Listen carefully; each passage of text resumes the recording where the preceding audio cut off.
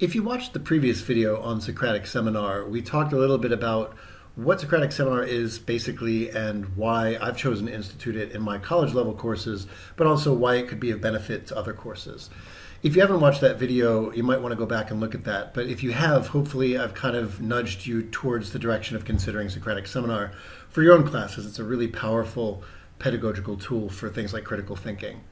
But in this video, I want to go through what it really looks like, because if you're thinking about using it, you may still not have an idea of exactly what it looks like in your classrooms. Today, I'm going to share with you mostly how I do Socratic Seminar, and I'll give you a few ideas about how other people do it. And the great thing about Socratic Seminar is there's really no one way to do it. There are probably ways that work better than others, but a lot of it's going to depend on your classroom. So obviously, if you're doing it in elementary school, it's going to be different. You're going to need to scaffold a bit more, provide more direction than if you're doing it in high school or college. And even then, you might find that you institute certain sets of rules for Socratic Seminar, and over time you find yourself tweaking those. And the great thing about seminar is that as students get comfortable discussing with each other in groups and evaluating the discussion, if you find that you need to tweak rules, you can actually open it up to the group and say, it seems like this set of rules isn't quite working. What's not working about it? And we can brainstorm together different ways that we can maybe tweak the rules or change the rules to make it better. So the longer you go with Socratic Seminar, the less onus you're going to have on tweaking the rules yourself. And you can really bring the class in on that dialogue because they'll probably be comfortable with each other enough to do that. So let me talk a little bit about how I use Socratic circles. So this is the method I use. It's based on the work Socratic Circles by Copeland that I mentioned in the previous video. It's a great book, Socratic Circles by Matt Copeland. So let me explain Socratic Circles in brief, and then we'll talk about kind of why I use it, and I'll talk about how I set it up and the rules, etc. So the first thing is to realize is Socratic Circles will literally be set up as two concentric circles in the classroom. So you want to take your desks or tables and create two circles. One is on the inside and one is on the outside. So you have a circle that's kind of what's called the inner circle, and then you have a circle outside of it called the outer circle. And so now you're going to divide your class in half, basically into two groups. One is going to be called the inner circle, the other is going to be called the outer circle. I should probably say here that this is one of the reasons I do use Socratic circles, because I have classes of around 30, which is pretty typical also for high school and middle school. And I find that if you have one discussion with 30 people, it tends not to work as well as if you have discussions with, I think 15 really is about that sweet spot. Anything over that I find is too unwieldy. Some people won't get a chance to talk, etc. And you don't want a group that's less than maybe 6 or 7 because that group gets a little bit awkward. It's hard to fill the silence sometimes. So the great thing is that I get to divide my class in half. 15 will be the inner circle, 15 will be the outer circle. And here's what happens. The inner circle will literally occupy that inner circle space in your classroom. And they're going to be the ones who have the first crack at discussing the text that you bring in. The outer circle is going to sit behind them in the outer circle. And their job, while the inner circle's discussion is going on, is to take notes on, possibly critique and analyze the inner circle's discussion. So what happens is I have the inner circle get into the inner circle and the outer circle get into the outer circle. And the inner circle I give maybe 15 to 20 minutes to discuss the readings. Sometimes they bring in their own questions. Sometimes I bring in questions that I think are good for them to think about and discuss. And while the inner circle is discussing, because that's their role, the outer circle is staying quiet. We don't want them having any side conversations. And they're taking notes on and appraising the discussion. So they might be asking questions to themselves like, were the questions that students brought in good discussion questions? Like what are some examples of really good questions that they brought up? What are examples of questions that tended not to lead to good discussion? They might ask themselves questions like, did any folks monopolize the conversation? Did everyone get a chance to speak? Did everyone get a chance to say something? Did everyone try to say something? So they may be asking questions like that, but their job is to really analyze how the discussion went. So inner circle discusses, outer circle analyzes.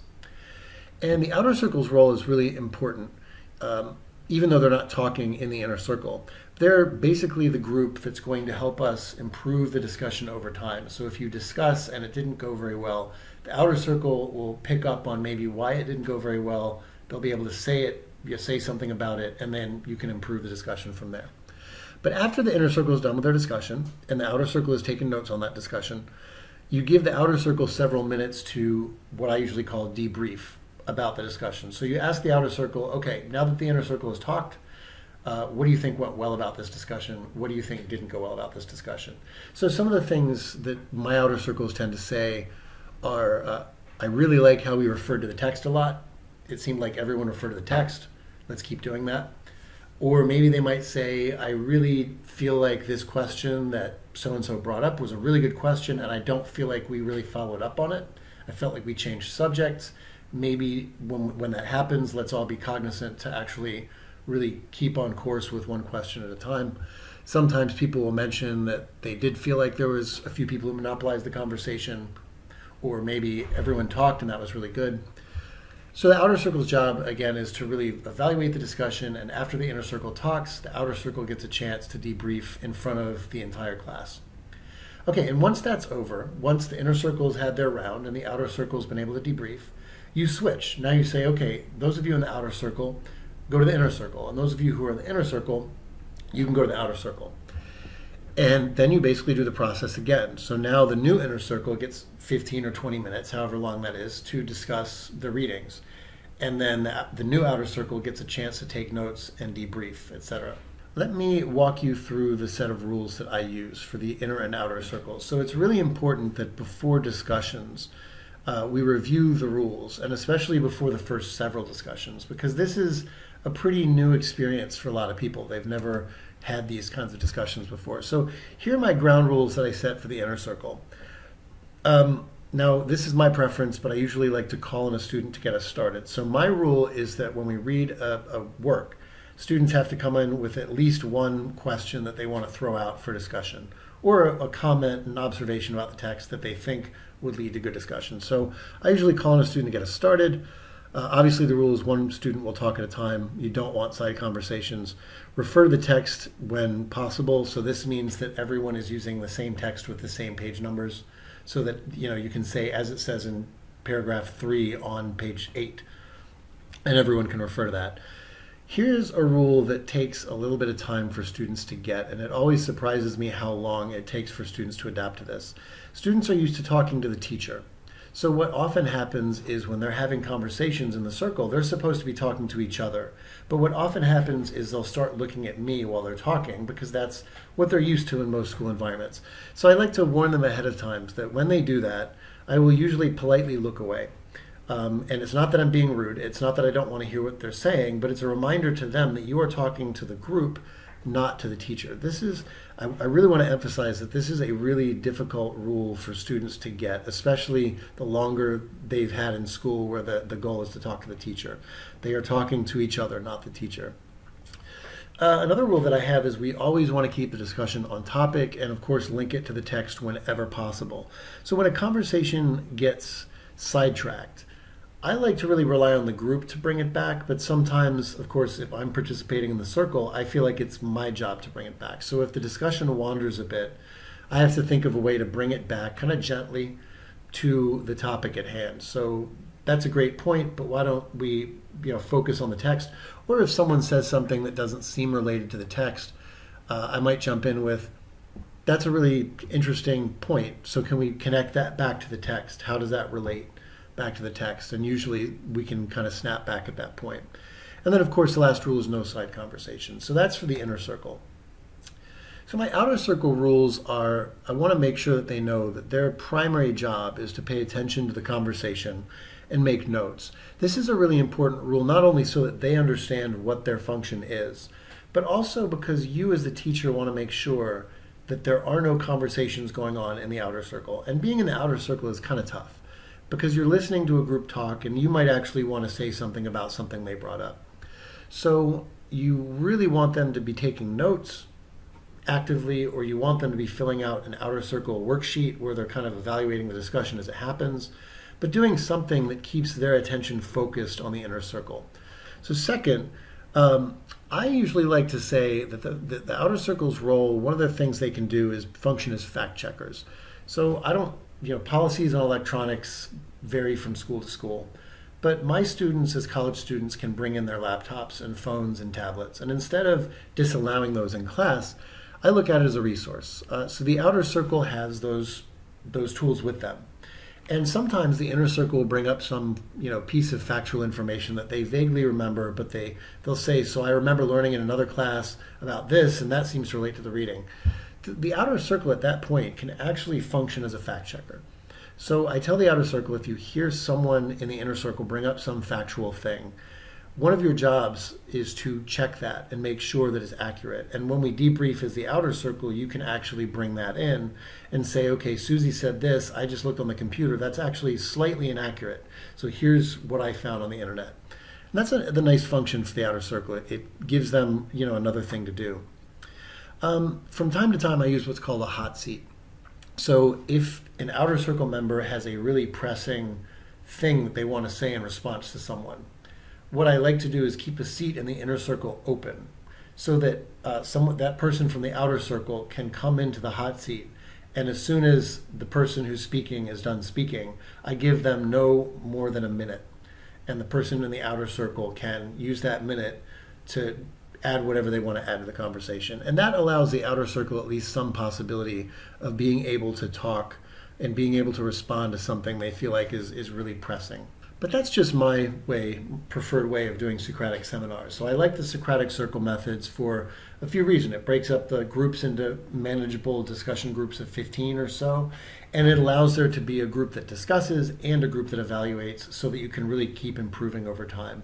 But there are some other variations, and like I said earlier, the sky's the limit in terms of how you can do these. You can even kind of create your own variations based on your experience with what works and what doesn't. So I want to show you a few examples of some other sets of rules.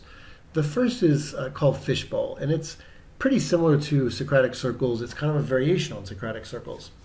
So like with Socratic circles, a fishbowl discussion divides the class into two groups. There's group A and there's group B. So 15, let's say, are in group A, 15 are in group B. And before you get thrown into any discussion group, a person from group A has to be paired up with a person from group B. So before any whole group discussion happens, you have pairs of two, one from group A, one from group B. And what they do is they get together for a few minutes. They might maybe discuss some of the discussion questions they know are going to be part of the discussion, or they might get an opportunity to share their thoughts with each other, which is a good benefit because if you are, let's say, a pretty shy person, you don't want to talk a lot in the group, this is a really good opportunity for you to be one-on-one with another student before any discussion as a large group actually happens. But what will often happen in a fishbowl is that the group will choose, the partner groups will choose who's going to be in the inner circle and who's going to be in the outer circle. And the person they choose for the inner circle is kind of the representative of that partnership. So whatever they talked about in their pairs, that person who's in the inner circle is going to kind of bring that stuff into the discussion in the inner circle. And the outer circle member of that pair is going to basically evaluate how their partner did in the discussion. So oftentimes you'll do what you do in Socratic circles, which is once the partner A has gotten a chance to go and partner B is evaluated, you'll switch. So now partner B is in the inner circle and partner A is going to be the evaluator. So if you want to look for fishbowl Socratic seminar modules online or examples, there's a ton of them. If you just type in fishbowl Socratic seminar to any search engine, you'll probably be able to find it. Here is another example that I got from Paideia schools. So Paideia model schools use Socratic seminar a lot. They're generally charter and or private schools, almost in a similar way to like classical schools, but they do Socratic seminar in most of their classes. And here's some of the ground rules that they've created. So the first three you'll see are pretty similar to mine. So students don't raise their hands. That's an important thing. The discussion is organic. It doesn't go through the teacher. People are talking to each other. The second is that you need to respond to each other with using each other's names. So this is an important thing I forgot to mention earlier.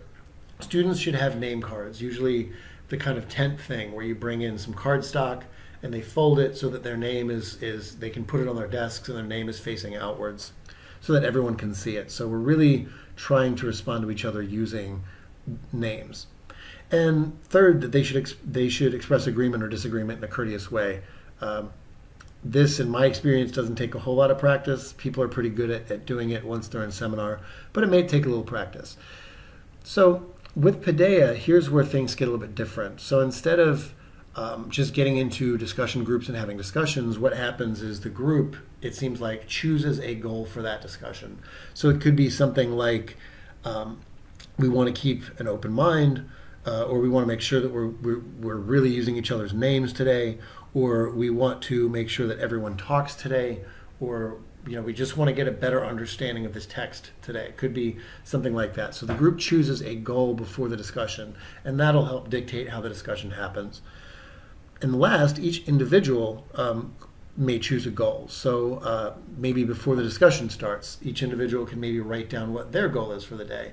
Maybe it's, I want to talk this time because I'm kind of nervous talking to people, or I want to get a better discussion of this text because I don't think I understand this part right. So my goal for this discussion is to get a better understanding of this. I've never actually used this method, but once I saw it preparing for this seminar or this video series, I thought it would be really interesting to try this out. So I think I might try this out in my college classes. Anyway, these are just a few of the options and examples for how to do Socratic seminar. But all of these are kind of based on the idea that, generally speaking, you have an inner circle that discusses and you have the outer circle who evaluates, and then you switch so that each group gets a chance to be the inner and the outer circle. But if you're interested, I would also recommend doing Google searches, maybe looking through YouTube videos, and doing searches like Socratic Seminar 6th grade art, or Socratic Seminar 10th grade science, depending on what area you're in, because you'll not only see different ways that people structure their discussions, but you'll probably see videotaped examples of discussions taking place. And that'll give you a really good idea for what Socratic seminar actually looks like in practice.